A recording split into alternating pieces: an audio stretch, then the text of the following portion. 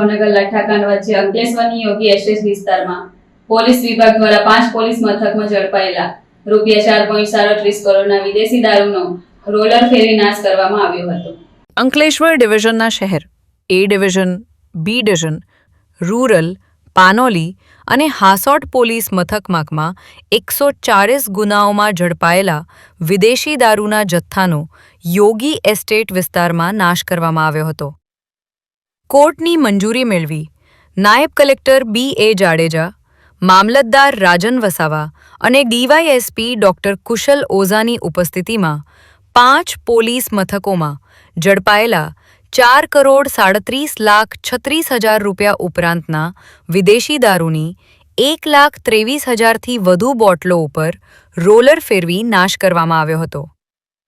વિદેશી દારૂના નાશની કાર્યવાહી દરમિયાન 5 પોલીસ મથકના પીઆઈ અને પીએસઆઈ સહિતનો પોલીસ સ્ટાફ હાજર રહ્યો હતો। આજે તારીખ 21 ઓગસ્ટના રોજ અંકલેશ્વર સબ ડિવિઝનમાં સમાવેશ 5 પોલીસ સ્ટેશનોનો 4 કરોડના મુદ્દામાલના નાશની પ્રક્રિયા હાથ ધરવામાં આવેલ છે, જેમાં excise department, police department, revenue તમામ હાજર રહી અને આ પ્રક્રિયા હાથ ધરેલ છે।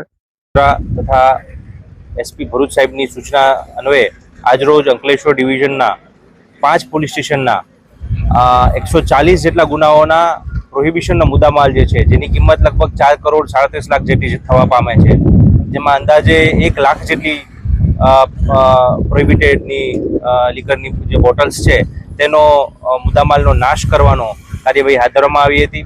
5 પોલીસ સ્ટેશન દ્વારા નામદાર કોર્ટ પાસેથી એમના હુકમો મેળવી ત્યારબાદ એસડીએમ સાહેબની તથા નશાબંધી અધિકારી સાહેબની હાજરીમાં આ તમામ મુદ્દામાલ નાશ કરવાની કાર્યવાહી કરવામાં આવી હતી। GM ન્યૂઝ ગુજરાત સાથે ધર્મેશ રાણા, અંકલેશ્વર।